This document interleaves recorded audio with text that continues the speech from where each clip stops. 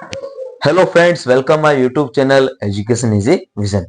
आइए दोस्तों, आज हमारा इंग्लिश क्लास का सेशन है और इस इंग्लिश क्लास में हम आपको पढ़ा रहे थे 10th क्लास की इंग्लिश। आरबीएसई बोर्ड 2025 के एग्जाम आ चुकी हैं। 6 मार्च से एग्जाम स्टार्ट होने वाली है और हमने 10th बोर्ड का सेशन चला रखा था दोस्तों। 10th board exam 2025 English subject का, ठीक है। मोस्ट इंपोर्टेंट क्वेश्चंस, आज क्लास हमारी 13 है और आपको पता होना चाहिए कि 6 मार्च 2025 हम हर वीडियो में आपको बता रहे हैं। क्यों बता रहे हैं? ताकि आप अपना टारगेट फिक्स रख सको कि भाई एग्जाम ज्यादा दूर नहीं है और अब अपन को तैयारी अच्छी से करनी पड़ेगी, ठीक है। इसलिए हम आपको बार बार याद दिला रहे हैं भाई 6 मार्च आने वाली है। तो एजुकेशन इज ए विजन हमारे यूट्यूब चैनल का नाम है, सर्च कीजिए और प्लेलिस्ट बना रखी है अलग से 10th बोर्ड क्लास की हमने। उसमें आपको इंग्लिश सब्जेक्ट के सारे मोस्ट इंपोर्टेंट क्वेश्चंस के यहाँ पर वीडियो मिल जाएंगे। आगामी एग्जामों के लिए हम अलग अलग सब्जेक्टों की वीडियो डालेंगे। चलिए आज क्लास 13 में क्या है देखते हैं। पिछले 12 क्लासों में हम ए बी सी सेक्शन पढ़ चुके थे और डी सेक्शन का हमने क्वेश्चन नंबर 11वां पढ़ लिया था, ठीक है। आज सर हमारा है क्वेश्चन नंबर यहाँ पर 12। क्वेश्चन नंबर 12 क्या है देखो, ये है short answer type questions from first flight. जो आपकी फर्स्ट फ्लाइट बुक है उसमें से शॉर्ट आंसर टाइप वाले क्वेश्चन है। यह प्रश्न फर्स्ट फ्लाइट बुक से पूछा जाएगा। इसमें 4 प्रश्न आएंगे। कितने आएंगे दोस्तों? 4 प्रश्न आएंगे, जिनमें से आपको 3 प्रश्न करने हैं और प्रत्येक प्रश्न 2-2 अंक का होगा, यानी टोटल 6 नंबर का है हमारा 12वां क्वेश्चन। कितने नंबर का है सर? 6 नंबर का है। और यहाँ पर हमने जो डिवाइडेशन कर रखा है क्वेश्चनों का, वो चैप्टर वाइज कर रखा है। कैसे? Chapter wise. चलिए फर्स्ट चैप्टर पढ़ते हैं हम, ए लेटर टू गॉड, ठीक है। ए लेटर टू गॉड के अंदर देखते हैं कौन कौन से क्वेश्चन इंपॉर्टेंट है और क्या क्या है। क्वेश्चन नंबर फर्स्ट दे रखे सर हमें, व्हाई डिड लैंचो से the rain drops were like new coins. Why did लैंचो से, लैंचो ने क्यों कहा, लैंचो ने क्यों कहा the rain drops, rain drops होते हैं सर बारिश की बूंदे, बारिश की बूंदे were like new coins. Like का मतलब किसी चीज से कंपेयर करना, तुलना करना, कि नए सिक्कों की तरह है। लैंचो ने ऐसा क्यों कहा कि बारिश की बूंदे नए सिक्कों की तरह क्यों है, ठीक है। चलिए इसका आंसर जानते हैं। देखिए, लैंचो said the rain drops were like new coins. लैंचो ने कहा था कि बारिश की बूंदे नए सिक्कों की तरह है। बिकॉज, क्योंकि rain drops would produced a good harvest. अब उसको ये उम्मीद हो चुकी थी कि जितनी अच्छी बरसात होगी मेरी फसल भी उतनी फायदेमंद या अच्छी होगी। The rich crop would bring him money या coins.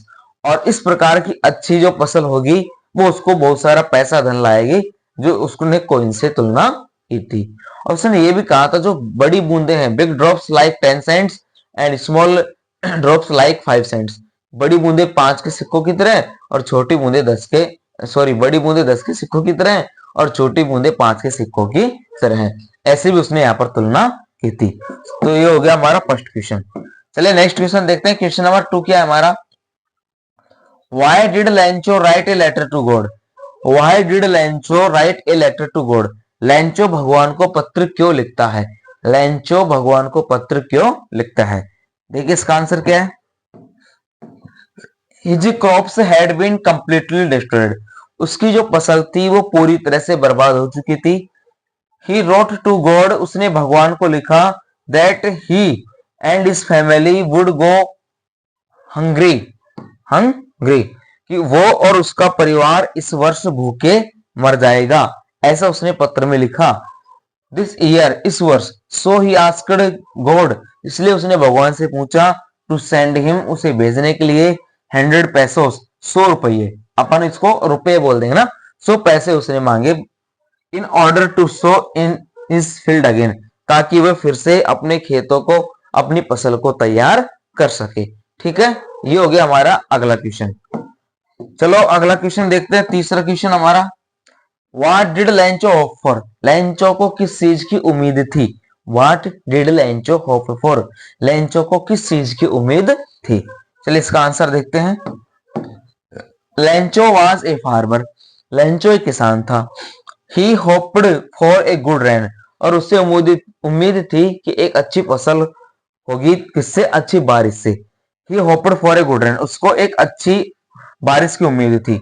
He hoped that a good rain would give him a good harvest, और उसको ये भी उम्मीद थी कि एक जो अच्छी बारिश होगी वो एक अच्छी फसल उसको देगी। And they would live happily, और वे खुशी पूर्वक अपना जीवन यापन कर सकेंगे। फॉर द होल ईयर, पूरे साल तक, पूरे साल तक वो अपना जीवन यापन कर सकेंगे। ठीक है, इसलिए उसको अच्छी बारिश की उसको उम्मीद थी।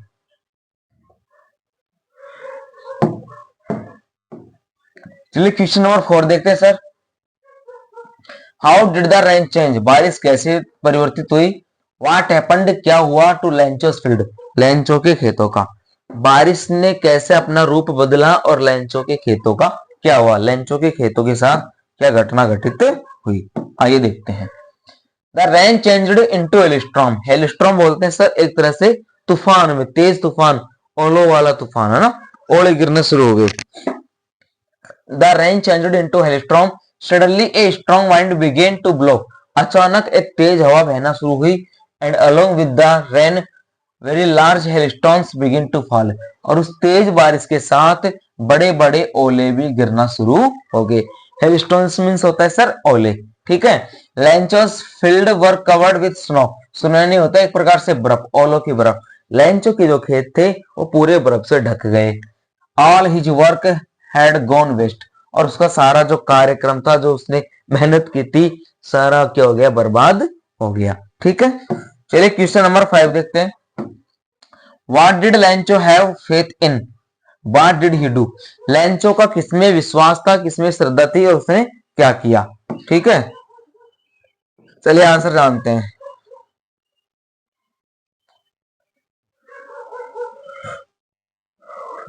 देखिए, Lencho had faith in God, Lencho का भगवान में विश्वास था। एंड इज काइंडनेस, और उसकी दयालुता पर, कि भाई भगवान बहुत दयालु होते हैं और जरूर मेरी मदद करेंगे। He believed that God would help him, उसे ये विश्वास था कि भगवान उसकी मदद जरूर करेगा। इन ट्रबल, इस परेशानी में। He wrote a letter to God, उसने भगवान को एक पत्र लिखा। To asking for 100 pesos for help, और मदद के लिए उसने 100 रुपए भी मांगे, 100 पैसे भी उसने मांगे। ठीक है, चलिए नेक्स्ट क्वेश्चन है, क्वेश्चन नंबर 6 इसका। What made him angry, किस बात ने उसको क्रोधित कर दिया या गुस्से में डाल दिया, किस बात से वो गुस्सा हो गया था। देखिए, Lencho had asked God to send him 100 pesos, Lencho ने भगवान से 100 रुपए मांगे थे, 100 पैसे जिसने मांगे थे। But he found only 70 pesos, लेकिन उसके पास सिर्फ 70 पैसे का ही लिफाफा मिला था उसे। Seeing the money he became angry, और इन पैसों को देखते हुए वह क्रोधित हो गया। ये क्या हुआ, फिर से विश्वास है कि भाई भगवान ने तो 100 ही भेजे होंगे, लेकिन ये जो जिस जगह से पैसे आए हैं उस जगह हो गए गायब, है ना। बंच ऑफ क्रूक्स एम्प्लॉइज, किसको, पोस्ट ऑफिस का एम्प्लॉइज को उसने क्या कहा था, बंच ऑफ क्रूक्स। चलिए अब हमारा पार्ट शुरू होता है दूसरा। Nelson Mandela Long Walk to Freedom, Nelson Mandela का आजादी की एक लंबी यात्रा, आजादी की एक लंबी लड़ाई के बारे में यहाँ पर जानेंगे। और उसका फर्स्ट क्वेश्चन है दोस्तों, व्हाट इज मंडेलास ओपिनियन, मंडेला का विचार क्या था। रिगार्डिंग अप्रेशर्स एंड अप्रेस्ड, उन दबाव करने वालों के और दबाव सहने वालों के प्रति मंडेला के विचार क्या थे, दबाव सहने वाले और दबाव देने वालों के प्रति, दोनों के प्रति वो कैसा विचार रखता था। देखिए, मंडेलास ओपिनियन, मंडेला के विचार हैं, that both oppressed and oppressor, दबाव देने वाले और दबाव सहने वाले, alike are robbed of their humanity, अपनी एक प्रकार की मानवता को का हनन करते हैं। रोबड़े होता है चुराना, एक प्रकार से हनन करते हैं। A man take another man's freedom, जब कोई एक व्यक्ति किसी दूसरे व्यक्ति की आजादी छीनता है। Is a prisoners of hatred, तो अपने आप में क्या हो जाता है, अपनी नफरतों के भाव में कैद हो जाता है, वो अपने आप को सोसाइटी में अच्छे से रिप्रेजेंट भी नहीं कर पाता। इन द सिमिलर मैनर, ठीक उसी प्रकार से, if his freedom is taken away, यदि उसकी आजादी भी चली जाती है, सिचुएशन इज सिमिलर, तो स्थिति समान होती है। So it must that oppressors and oppressed must be liberated. इसलिए दबाव देने वाले और दबाव सहने वाले दोनों ही अपनी परिस्थितियों से बंधे हुए होते हैं। ठीक है, आगे देखते हैं। क्वेश्चन नंबर सेकंड है सर इस चैप्टर का फिर हमारा, how did Mandela's understanding for freedom change with age and experience. जो मंडेला साहब थे उसकी जो समझ थी, अंडरस्टैंडिंग समझ ऑफ फ्रीडम आजादी की, चेंज बदली विथ एज एंड एक्सपीरियंस, उम्र और अनुभव के अनुसार उसकी आजादी की प्रति सोच कैसे बदलती गई, उस चीज के बारे में यहां पर हम जानेंगे। देखिए, एट फर्स्ट, पहली बार, मंडेला थॉट, मंडेला ने सोचा, ओनली पर्सनल फ्रीडम, अपनी व्यक्तिगत या निजी आजादी के बारे में। पहली बार तो मंडेला ने किस चीज के बारे में सोचा था, अपनी व्यक्तिगत आजादी के बारे में, personal freedom. But as he grow up, जैसे जैसे वो बड़ा होता गया, he came to know that, तब वह जानने लगा, that his boyhood freedom was an illusion. Illusion होता है एक प्रकार का भ्रम। क्या होता है भ्रम, कि उसकी जो बचपन की एक तरह से युवा होता जा रहा था, लड़का बनता जा रहा था, वो जो आजादी थी उसके लिए क्या था, एक भ्रम था। ही न्यू दैट, वह जानता था, फ्रीडम इज इंडिविजुअल, फ्रीडम आजादी क्या होता है, एक अदृश्य होता है, इसको सिर्फ महसूस किया जाता है, दिखती नहीं है। ही thought that freedom of all his own people was more important than anything. फिर उसने ये भी सोचा कि मेरी आजादी से ज्यादा इंपॉर्टेंस है मेरे अपने समुदाय के लोग, मेरे जैसे लोगों की आजाद होना और उनका आजादी में हिस्सा होना, उनका स्वतंत्र होना, वो मेरे लिए महत्वपूर्ण है। उस चीज को नेल्सन मंडेला समझ गए थे। ठीक है, चलिए नेक्स्ट क्वेश्चन है, question number 3, what kind of freedom does Mandela want. What kind of, किस प्रकार की आजादी मंडेला जी चाहते थे, मंडेला को किस प्रकार की आजादी से लगाव हो गया था, वो क्या चाहते थे। देखो, Nelson Mandela wants freedom, Nelson Mandela एक ऐसी आजादी चाहता था, दैट अपरिथेड पीपुल, जो उसके लोगों को हैव आल्सो सेम राइट्स, समान अधिकार दे, एज द व्हाइट पीपल, जो गोरे लोगों के थे उस देश में। वो इस प्रकार के लिबरेटेड एक ऐसी फ्रीडम चाहते थे कि जो वहां के गोरे लोगों को जो अधिकार थे पढ़ने लिखने के, घूमने फिरने के, रहने से के, वो सारे अधिकार उसके समुदाय के ये काले लोगों को भी मिल जाए। ही एडवोकेट्स द फ्रीडम, वो अपनी आजादी को प्रेरित करता था, ऑफ ऑल हिज पीपल, अपने सारे लोगों के लिए। और वो कहता था कि मैं आजाद हो जाऊं, ये मेरी आजादी नहीं है, मेरे सभी लोग आजाद होने चाहिए, यही मेरी आजादी है।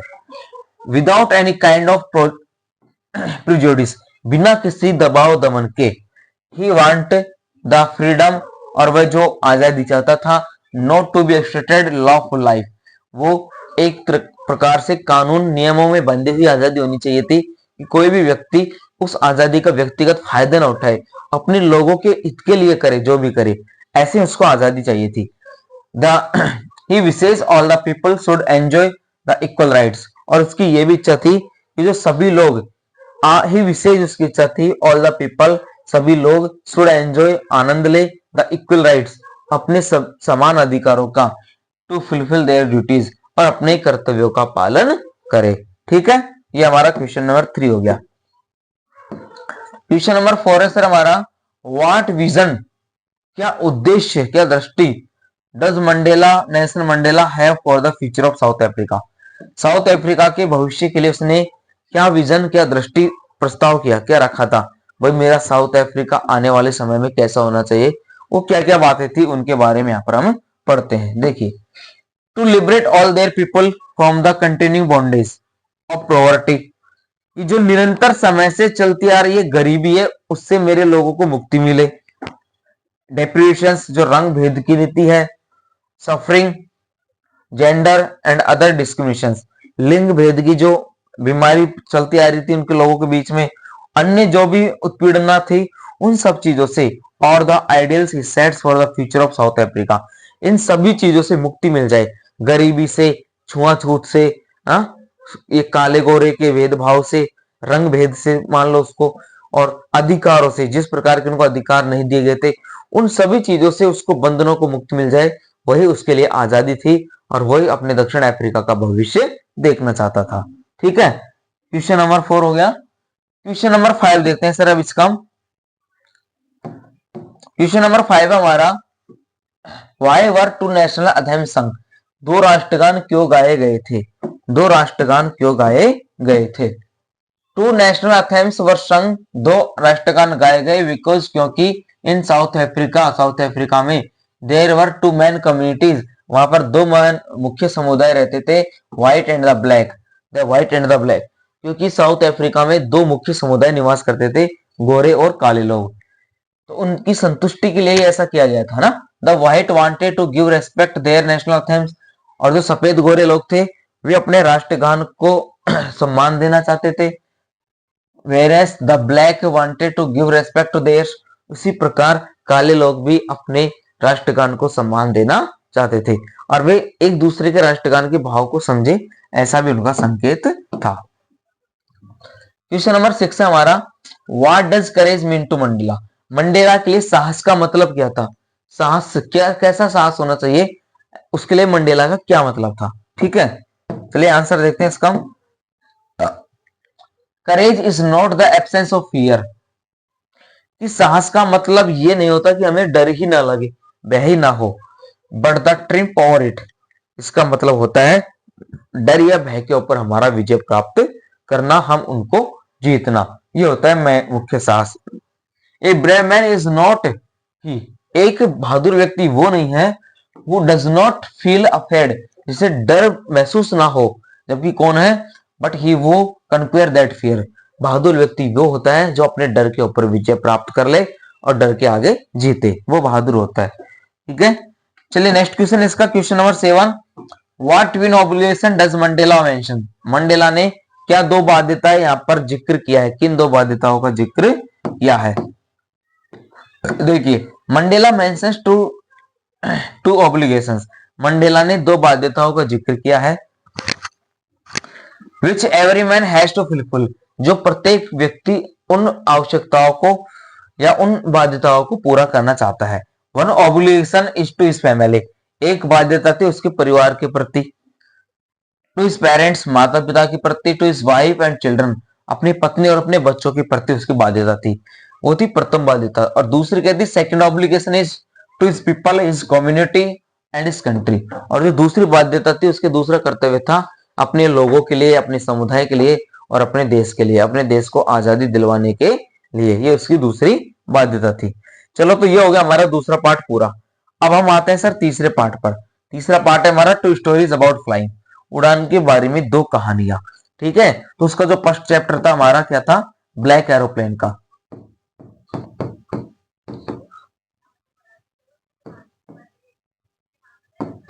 ब्लैक एरोप्लेन, ठीक है, और उसका जो दूसरा चैप्टर था सर वो था हिज फर्स्ट फ्लाइट,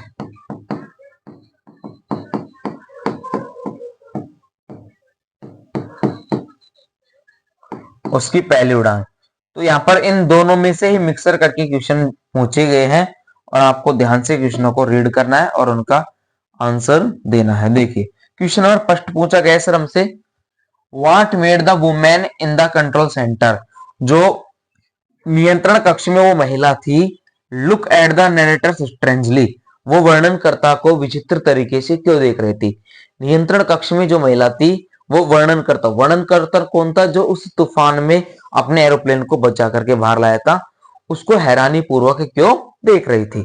ठीक है, चलो जी इसका आंसर क्या है, देखो, when the narrator asked the women, जब वर्णनकर्ता ने महिला से पूछा अबाउट द ब्लैक एरोप्लेन, उस काले हवाई जहाज के बारे में, then she looked at him strangely, तब वो उसे अजनबी तरीके से देखने लगी, because there was no other aeroplane in the sky, क्योंकि आसमान में कोई दूसरा एरोप्लेन था ही नहीं, आसमान में कोई दूसरा एरोप्लेन उस दिन था ही नहीं। क्वेश्चन नंबर दूसरा हमारा, how did the young seagull family celebrate his first flight, उस युवा सीगल पक्षी के परिवार ने उसकी पहली उड़ान को कैसे मनाया, कैसे उसको समारोह आयोजित किया? देखिए, his family was screaming around him, उसका परिवार उसके चारों तरफ चीखने चिल्लाने लगा, दे वर राइजिंग हिम, वे उसे प्रोत्साहित करने लगे, they were showing their joy, और वे उसे अपना आनंद दिखाने लगे, they were showing their joy bye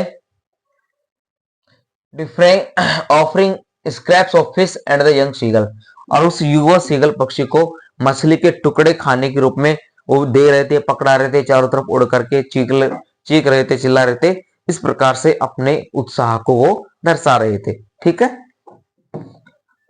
चलिए क्वेश्चन नंबर 3 है हमारा यहाँ पर। I will take the risk, मैंने जोखिम लिया। व्हाट इज द रिस्क, वह जोखिम क्या था। Why does the narrator take it, और वर्णनकर्ता ने जोखिम क्यों लिया, इसके बारे में यहाँ पर जानकारी प्राप्त करेंगे।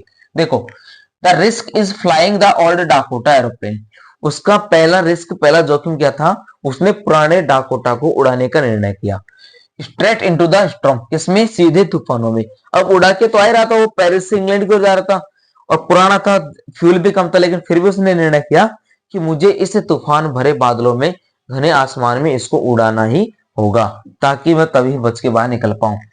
इट वॉज बिकॉज, ऐसा क्यों था, क्योंकि the author wanted to get home, और वो जो लेखक था वो घर जाना चाहता था। To be present at the breakfast table, और अपने आप को ब्रेकफास्ट नाश्ते की टेबल पर देखना चाहता था कि परिवार के साथ जाके छुट्टियों का आनंद लो और नाश्ता करो अच्छे से। ठीक है, चलिए नेक्स्ट क्वेश्चन है हमारा, question number 4। Why was the young seagull afraid to fly, उस युवा सीगल पक्षी को उड़ने से डर क्यों लगा, क्यों भयभीत हुआ था वो। देखिए, the young seagull was afraid to fly, युवा सीगल पक्षी उड़ने से इसलिए डरा, बिकॉज, क्योंकि, ही थॉट, वह सोचता था, that his wings would never support him, उसकी जो पंख है उसका कभी भी साथ नहीं देंगे, टू फ्लाई अक्रॉस द सी, समुद्र के उस पार से उड़ने के लिए, और वह इन्हीं चट्टानों पर बैठा रह जाएगा। चलिए नेक्स्ट क्वेश्चन है, question number 5। What compelled the support him to young seagull to finally fly, किस बात ने उसका समर्थन किया, उसका साथ दिया, किसको, युवा सीगल पक्षी को लास्ट में उड़ने के लिए। देखिए, when the young seagull saw his mother, जब उस युवा सीगल ने अपनी मां को देखा, टेयरिंग ए फिश, एक मछली को तोड़ते हुए, फाड़ते हुए, ही फेल एक्सट्रीमली हंग्री, तो उसकी भूख और भी बढ़ने लगी। It was only his hunger, और ये सिर्फ उसकी भूख ही ऐसी थी, that compelled the young seagull to finally fly, इसने उस युवा सीगल पक्षी को अंत में उड़ने के लिए बाध्य किया, तैयार किया। ठीक है, नेक्स्ट क्वेश्चन हमारा, question number 6। How did seagull's parents try to make him fly, seagull के माता पिता ने उसे उड़ने के लिए कैसे तैयार किया, कैसे उसकी कोशिश करवाई। देखो, seagull's parents tried everything to make him fly, seagull के माता पिता ने उसे उड़ान भरने के लिए हर संभव प्रयास करवाए। दे स्क्रीम्ड स्कोल्ड, वो उसके ऊपर चीखे चिल्लाए, उसको डांटा, एंड थ्रेटेंड, उसको धमकी दी, to let him, they screamed scolded, वे उसके ऊपर चीखे चिल्लाए, एंड थ्रेटेंड, उसको धमकाया, टू लेट हिम स्ट्रेव, कि उसको भूखा छोड़ दिया जाएगा, in the ledge of unless, उसे पठार पर, उस पत्थर के किनारे पर, समुद्री किनारे पर, अनलेस ही फ्ली अवे, यदि वो नहीं उड़ा तो उसको धमकाया गया कि हम तेरे को कुछ खाना नहीं देंगे, ना साथ रह जाएंगे, यदि तुम नहीं उड़ पाए तो तुम्हें यहीं रहना होगा। ठीक है, चलिए क्वेश्चन नंबर 7 देखते हैं। What does the narrator take risk, उस वर्णनकर्ता ने क्या जोखिम लिया था। ठीक है जी, किस प्रकार का जोखिम उसने लिया था। देखो, he wanted to reach home, वह घर पहुंचना चाहता था, इन इंग्लैंड, इंग्लैंड में, एंड हैव इंग्लिश ब्रेकफास्ट, और अंग्रेजी नाश्ता करना चाहता था, विथ हिज फैमिली मेंबर्स, अपने परिवार के सदस्यों के साथ में, देयर, वहां पर, इसलिए, सो ही डिसाइडेड, इसलिए उसने निर्णय किया, to take risk of flying his Dakota into the storm, कि मैं अपने डाकोटा एरोप्लेन को तूफान में उड़ाऊंगा, ये उसने निर्णय किया। ठीक है, ये हो गया आपका क्वेश्चन। क्वेश्चन नंबर 8 है सर हमारा, What do you think helped the narrators to reach safely? क्या आप ये बताओ, उस वर्णनकर्ता को सुरक्षित पहुंचने में किसने मदद की होगी। आप क्या सोचते हो उस चीज के बारे में कि किसने उसको वहां पर सुरक्षित पहुंचाया होगा, कैसे वो पहुंचा होगा, उसके बारे में आपकी क्या राय है, आपके क्या विचार है। ठीक है, चलिए आंसर देते हैं। देखो, the pilot of the black aeroplane asked the narrator to follow him, जो वो काले हवाई जहाज का जो पायलट साहब था, उसने वर्णनकर्ता को अपना अनुसरण करने के लिए कहा, and the writer landed safely, और लेखक एकदम सुरक्षित तरीके से वहां पर उतरा। लेकिन बात तो ये थी कि उस दिन तो रडार पर कोई दूसरा एरोप्लेन था ही नहीं, फिर वो कहां से आया, कैसे उसको बचाया, ये तो वो जाने या खुदा जाने। हमको जितना पढ़ाया गया हम उतना जाने। ठीक है, चलिए अब अगला पार्ट आता है हमारा फ्रॉम द डायरी ऑफ एने Frank, part number 4। Part number 4 से पढ़ेंगे हम फ्रॉम द डायरी ऑफ एने फ्रैंक, एने फ्रैंक की डायरी से। ठीक है, क्वेश्चन नंबर फर्स्ट है सर हमारा, what makes writing in a diary a strange experience for एने फ्रैंक। एक स्ट्रेंज एक्सपीरियंस क्या होता है, एक अजनबी विचित्र अनुभव मिला उसको लिखने से डायरी में, फॉर एने फ्रैंक, एने फ्रैंक को एक डायरी लिखना कैसे विचित्र अनुभव लगा। देखिए, फोन बंद कर दे। देयर आर टू रीजंस, वहां पर दो कारण थे। फर्स्ट ये था, she has never written anything, उसने पहली बात थी पहले कभी कुछ लिखा नहीं था। ठीक है, बिफोर। सेकंड, दूसरा था, नाइदर सी नॉर एनीवन, ना ही तो वो ना कि कोई और, else will be interested in the thought, कोई भी उसकी बातों में रुचि लेगा, of A 13 year old girl, कि एक 13 वर्ष की लड़की परिवार के साथ रहते हुए भी अपने आप को अकेले महसूस करती है। ऐसी बात पर कोई विश्वास करे तो करे, नहीं ना भी करे, तो ऐसे उसके विचार थे। ठीक है सर, चलिए जानते हैं क्वेश्चन नंबर 2 क्या है हमारा, why does Anne want to keep a diary.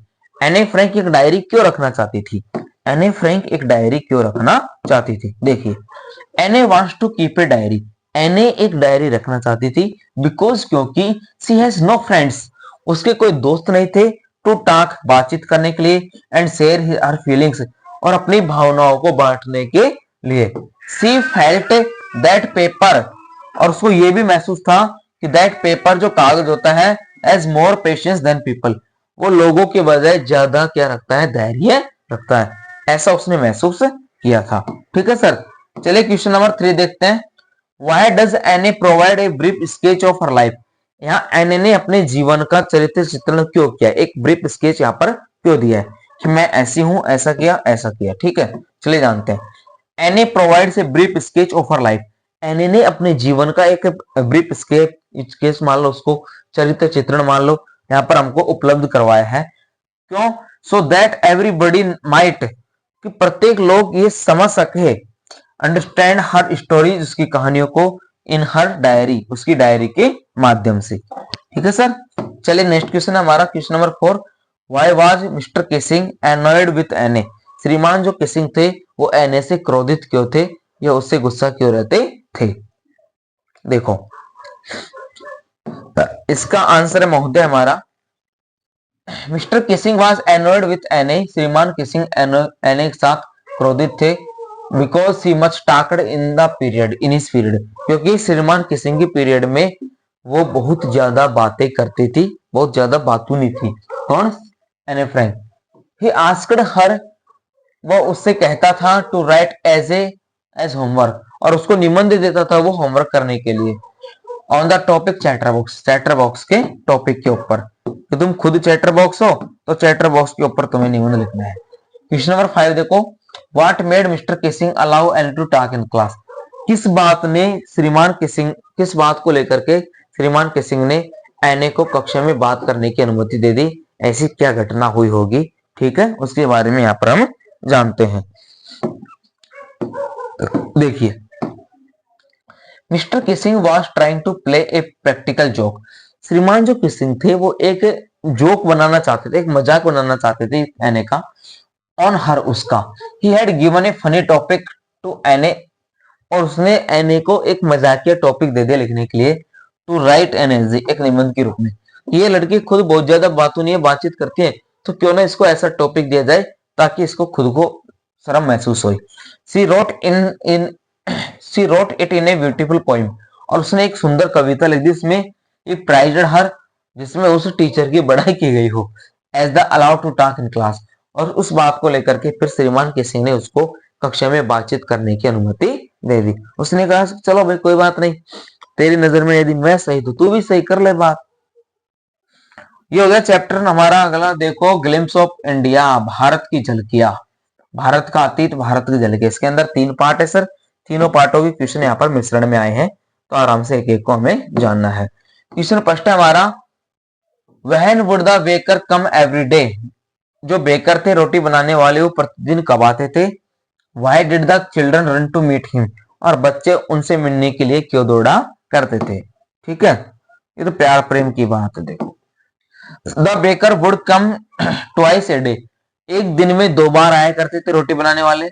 Once when he set out in the morning, एक बार सुबह के समय जब वो वहां से जाते थे गांव में, ऑन हिज सेलिंग राउंड, अपनी रोटियों को बेचने के लिए, एंड देन अगेन, और फिर वापस आते थे, व्हेन ही रिटर्न्ड, और जब वो लौटते थे, आफ्टर एम्पटिंग हिज बास्केट, अपनी खाली टोकरी को लेकर के, the children ran to meet him, तो बच्चे उनसे मिलने के लिए दौड़ते, फॉर ब्रेड बेंगल्स, और जो रोटियों के बेंगल्स थे, चूड़ी और नुमा रोटियां थी, उनको लेने के लिए, खाने के लिए उनके पीछे पीछे दौड़ा करते थे। ठीक है सर, चलिए क्वेश्चन नंबर सेकंड है हमारा, वो इनवाइट द कमेंट, ये टिप्पणी किसने की है, he is dressed like a pader, इनको जो ड्रेस्ड थे वो पैदार की तरह थे। देखिए, anyone who wears a half pant, कोई भी व्यक्ति जो एक हाफ पैंट पहनता है, आधा पजामा पहनता है, which reaches just below the knees, जो थोड़ा घुटनों के पास पहुंचे, इनवाइट इज दिस कमेंट, और उनके ऊपर ऐसे टिप्पणी की गई थी, it is so because a पेडार, वे एक पेडार की तरह लगते थे, used to wear such type of dress, जो ऐसी पोशाक पहनने के लिए प्रसिद्ध होंगे। तो ऐसे उनके ऊपर यहाँ पर कमेंट लेखक के द्वारा किया गया, जिन्होंने इस कहानी का हमें वर्णन किया है। ठीक है सर, चलिए नेक्स्ट क्वेश्चन देखते हैं, क्वेश्चन नंबर 3 का, what does a jackfruit like appearance mean, एक कटहल के फल की तरह, यहाँ पर कटहल की सब्जी की तरह किसको यहाँ पर दर्शाया गया है। देखिए, a jackfruit like appearance men to very fat body, jackfruit का मतलब होता है एक बहुत ही मोटा शरीर, गोल मटोल मोटा शरीर वाला व्यक्ति जो कटहल की तरह लगता हो। फिर क्वेश्चन नंबर 4 है सर इसका, what is the story about the Kodagus people descent, Kodagu के लोगों के संस्कृति के बारे में, प्राचीन संस्कृति के बारे में क्या कहावत है, यहाँ पर उनको क्या कहा जाता है, क्या माना जाता है। देखिए, there are 2 stories about Kodagus, Kodagus के लिए 2 कहानियां हैं। According to the first story, पहली कहानी के अनुसार, दे बिलोंग टू ग्रीक, वो ग्रीक से आते हैं, a part of Alexander's army settled here, और जो सिकंदर की सेना वहां पर स्थित हो गई थी, उसका वे एक हिस्सा है। This peoples married with the locals, इन लोगों ने स्थानीय लोगों से शादी की। देयर ट्रेडिशंस आर डिफरेंट, उनकी संस्कृतियां अलग थी, फ्रॉम हिंदूज, हिंदू लोगों से। अकॉर्डिंग टू सेकेंड स्टोरी, दूसरी कहानी के अनुसार, they belong to Arabic descent, एक अरब की संस्कृति से वो रहते थे। They wear a long black coat, और वो एक लंबा काला कोट पहनते थे।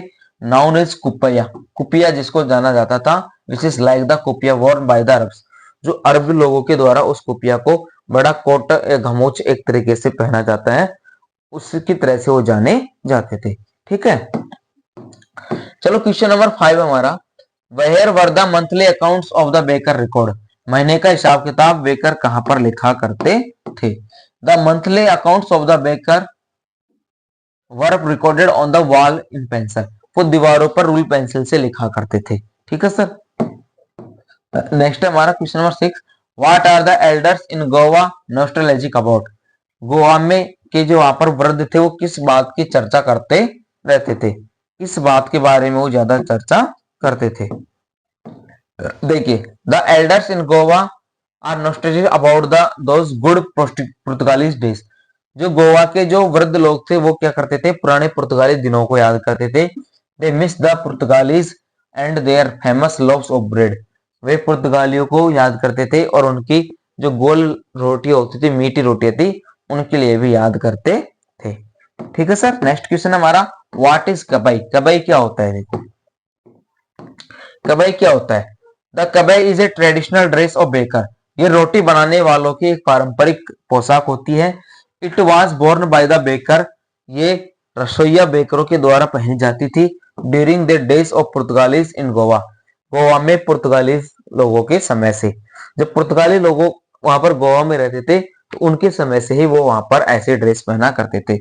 It was a single piece long frock, वे एक अकेला टुकड़ा होता है जो फ्रॉक की तरह होता है, नीचे पैरों तक जाता है, which reach down the knees, down to the knees, जो घुटनों के नीचे तक पहुंचता है, वो ऐसा हिस्सा होता था। अगला पार्ट है हमारा मिस बिल द ऑटर का। मिस बिल द ऑटर में से क्वेश्चन पूछा गया है, how was Mij to be transported to England. Mij को इंग्लैंड कैसे लाया गया, कैसे लाया गया था, चलिए आंसर में देखते हैं। देखिए sir, Mij will was the to be transported to England by a flight. उसको इंग्लैंड एक उड़ान फ्लाइट के द्वारा लाया गया था टू पेरिस, पेरिस से, and from there to London, London के लिए। ठीक है, नेक्स्ट क्वेश्चन है क्वेश्चन सेकंड हमारा, what group of animals do otter belong to. जो ऑटर है वो किस प्रकार के जानवरों के समूह से आता है। देखिए, otters belong to a small group of animal. जो ऑटर होते हैं वो एक जानवरों के छोटे समूह से आते हैं। कार्ड मोस्टेलाइंस, उसको मोस्टेलाइंस कहा जाता है। द बेडर्स मैनगोजेस, जो किसकी तरह होते हैं, एक तरह से नेवले की तरह होते हैं। विज्ड, stoat and mink also belong to this group, और वे इन नेवलों के ऐसे एक पारंपरिक ऐसे समूह से संबंधित है जिनमें उनके एक तरह से नस्ल पाई जाती है कि एक नेवले की नस्ल के क्या थे, ऑटर थे, और उन्हीं के जैसे इनकी बनावट हुआ करती थी। क्वेश्चन नंबर 3 है सर हमारा, why was the otter named Maxwell's otter. Otter का नाम मैक्सवेल का ऑटर क्यों रखा गया। देखो, the otter was named by Maxwell's otter and is first introduced to his race to zoologist. एक ऐसे जंतु विशेषज्ञ के द्वारा और उसके नाम के ऊपर, इसका वैज्ञानिक के नाम के ऊपर इसका नाम क्या रखा गया था, मैक्सवेल का ऑटर। ठीक है, क्वेश्चन नंबर 4 देखो, why does he go to Basra, वह बांसरा क्यों गया। How long does he wait there, और उसने कितने दिनों के लिए वहां पर इंतजार किया। He goes to Basra the consulate general, वह एक जनरल से कंसल्ट करने के लिए बांसरा गया था। टू कलेक्ट द आंसर, अपने उत्तर जानने के लिए, एकत्रित करने के लिए। हिज मेल, उसके डाक के, फ्रॉम यूरोप, यूरोप से। ही वेट्स 3 और 5 डेज, उसने 3 या 5 दिन वहां इंतजार किया। ही वेट्स देयर बिकॉज, उसने वहां इंतजार किया क्योंकि his mail has not arrived for 3 days, 3 दिनों तक उसका मेल नहीं आया था, उसका संदेश नहीं आया था, इसलिए उसने वहां पर इंतजार किया था। नेक्स्ट क्वेश्चन है हमारा, what game had miss invented, miss ने कौन से खेलों का आविष्कार किया। Miss had invented the ping pong ball and suitcase game, उसने पिंग पोंग बॉल का और सूटकेस का गेम उसने निर्माण किया था। क्वेश्चन नंबर 6 है सर, व्हाट हैपेंड, क्या हुआ, when the box was opened, जब डिब्बे को खोला गया, या डिब्बा खुल गया था तब। देखो, when the box was opened, जब डिब्बा खुला, Mij was out of in flash, तो उसके जालियों से मिज बाहर आने का प्रयास कर रहा था। He disappeared at high speed down the aircraft, और उस एयरक्राफ्ट के तेज स्पीड से उसमें क्या हो गया था, वो एक तरह से परेशान हो गया था, बिछ गया था। ठीक है, चलिए सर नेक्स्ट चैप्टर हमारा, madam ride the bus, madam की बस की सवारी। ठीक है, चलो बस की सवारी करवाते हैं मैडम को। देखो, what was Valli's favourite pastime, Valli का पसंदीदा समय गुजारना क्या था। Valli's pastimes favourite pastime was to stand in front of her house, अपने घर के सामने, सामने दरवाजे पर खड़ा रहना। And watch the was happening, what happening in the street, और गली में क्या क्या घटना हो रही है उन सबको देखना उसका क्या था, पसंदीदा कार्य था, टाइम पास करना था। ठीक है, हेलो, क्वेश्चन नंबर दूसरा हमारा, why does the conductor call Valli madam, conductor ने उसको वल्ली मैडम क्यों पुकारा, क्यों कहा, उसे चिढ़ाने के लिए। The conductor call Valli madam, conductor उसको वल्ली मैडम कह रहा था बिकॉज, क्योंकि he was a comic person, वो एक मजाकिया व्यक्ति था। And Valli who is 8 year old, और वली यहाँ पर एक 8 वर्षीय लड़की थी। But he she is speaking with confidence, लेकिन जिस हिसाब से वो बातचीत करती थी, जिस आत्मविश्वास से, she behave as if a matured lady, जैसे एक कोई परिपक्व महिला हो, एक बहुत ज्ञानी लड़की हो, उस तरीके से वो बातें किया करती थी। क्वेश्चन नंबर 3 है सर हमारा, how did Valli save up money for her first journey, Valli ने पहली यात्रा के लिए पैसे कैसे एकत्रित किए। Valli saved every coin she got, Valli ने प्रत्येक सिक्के, प्रत्येक पैसे को एकत्रित किया। She controlled her temptations to buy peppermints, उसने अपने पेपरमिंट्स, टॉयज, खिलौने, बैलून्स, गुब्बारे, इटिस, उन सब चीजों को खरीदने में उसने क्या किया, कम किया, उन खिलौनों को नहीं खरीदा। She did not ride the merry go round, वो झूले पर भी नहीं झूली। It was easy for her, it was not. और इतना 8 साल की लड़की के लिए इतना कुछ खेलकूद सेक्रीफाइस कर देना, बलिदान कर देना इतना आसान नहीं था। ठीक है, इस प्रकार से इसने पैसे बचाए। लास्ट क्वेश्चन इसका, question 4, why does Valli stand up on the seat? Valli अपनी सीट पर खड़ी क्यों हो गई थी? देखो, Valli stand up on the seat because she can not see outside. Valli अपनी सीट पर इसलिए खड़ी हुई क्योंकि उसको बाहर का कुछ भी दृश्य नजर नहीं आ रहा था। देयर इज ए कैनवास, वहां पर एक पर्दा लगा हुआ था, ब्लाइंड जो ढका हुआ था, before the lower part of her window, उसकी खिड़की के नीचे के हिस्से की ओर। ठीक है सर, चलिए क्वेश्चन नंबर है हमारा अगला, अगला पार्ट है हमारा द सेरेमन एट बनारस, है ना, बनारस का उद्गम, बनारस का समारोह। गौतम साहब, what ultimate truth did Gautami learn and how? Gautami ने, किस्सा गौतमी ने कौन सा भौतिक सत्य, कौन सा अंतिम सत्य जाना और कैसे जाना? देखिए, Kisa Gotami, Gotami learnt their lives are like lights. Gotami ने यह जाना कि जो जीवन होता है वो प्रकाश की तरह होता है। जब तक उसमें एनर्जी होगी, रोशनी होगी, वो जलता रहेगा। जैसे उसकी एनर्जी आदमी खत्म हुई तो वो खत्म हो जाएगा। As the light flicker up and extinct again, जैसे लाइट एक बार जलती है फिर बुझ जाती है, सो इज द, उसी प्रकार से life of living blinks that flickers up and extinct again.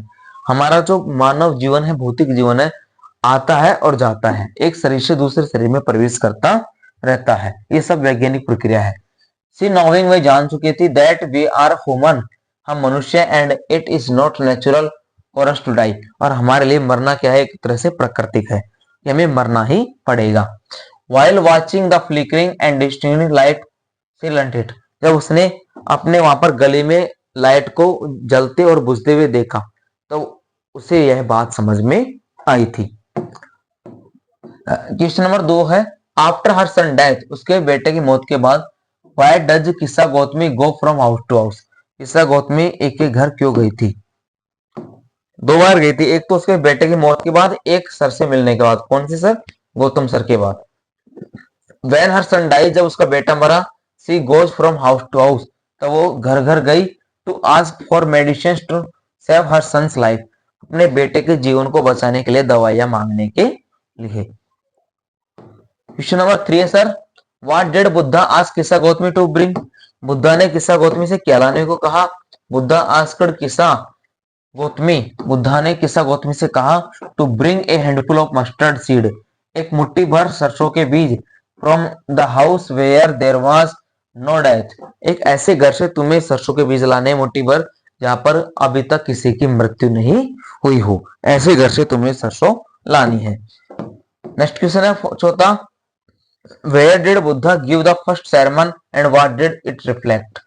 Buddha ने पहला अपना विचार कहाँ दिया, पहला उद्गम कहाँ किया उसने, और उसका जीवन पर क्या प्रभाव पड़ा? Buddha gave his first sermon at the city of Banaras, उसने बनारस शहर में अपना पहला उद्गम दिया। It is the holiest dipping place on the river Ganges, Ganga नदी के वो पवित्र जो डुबकी लगाने का स्थान होता है, घाट होता है, उसके नजदीक था, उसके पास था। इस sermon रिफ्लेक्टेड इज विजडम, और उसके इस sermon ने, उद्गम ने उसकी बुद्धि को परिवर्तित किया। About one instable kind of suffering, और इस प्रकार के जीवन को वो जीना चाहे, किस प्रकार की दुख दुविधा है, सुविधा है, क्या क्या संकट है, उन सभी चीजों को जानने के लिए उसने ये सब कुछ, ये साधु का जीवन ग्रहण कर लिया था। लास्ट क्वेश्चन है इस क्लास का, question number 5, which site were seen Siddharth while he was out hunting? वह कौन सी जगह थी जहां पर सिद्धार्थ ने शिकार करने गया था, तब उसको वो दृश्य नजर आए थे? क्या क्या दृश्य नजर आए थे उस समय? देखो, while Siddhartha was out for hunting, जब सिद्धार्थ शिकार करने के लिए बाहर गया था, he chanced upon to sick man, तब उसने एक बीमार व्यक्ति से मिला। He chanced upon a sick man, तब एक बीमार व्यक्ति से मिला। देन तब एन एज्ड मैन, एक थोड़े वृद्ध व्यक्ति से मिला। देन ए फनरल प्रोसेशन, तब एक किससे मिला? चिता से मिला, जिस पर मुर्दे को जलाया जा रहा था। एंड फाइनली ए मॉन्क, अंत में एक साधु से मिला, बेगिंग फॉर आर्म्स, जो अपने जीवन यापन के लिए भीख मांग रहा था। तो सर इस प्रकार से हमने यहाँ पर पूरे 10 पार्टों के इंपॉर्टेंट क्वेश्चंस के आंसर आपको बताए हैं, मोस्ट क्वेश्चन बताए हैं जो शॉर्ट टाइप है ना, छोटे हैं 20-30 शब्दों वाले। और जो पार्ट नंबर 11वां रह गया द प्रपोजल का, वो क्वेश्चन एक फिक्स आता है उसका, उसका आपको करना ही करना पड़ेगा। उसमें से 2 क्वेश्चन आएंगे, 2 का 1 करना पड़ेगा। तो वो हम अगली वीडियो में आपको ले जाएंगे, ठीक है। यदि वीडियो अच्छी लगे, क्वेश्चन सेट अच्छे लगे तो लाइक करना, सब्सक्राइब करना और अपने दोस्तों में शेयर करना। Thanks for watching and subscribe my YouTube channel education is a vision. धन्यवाद दोस्तों।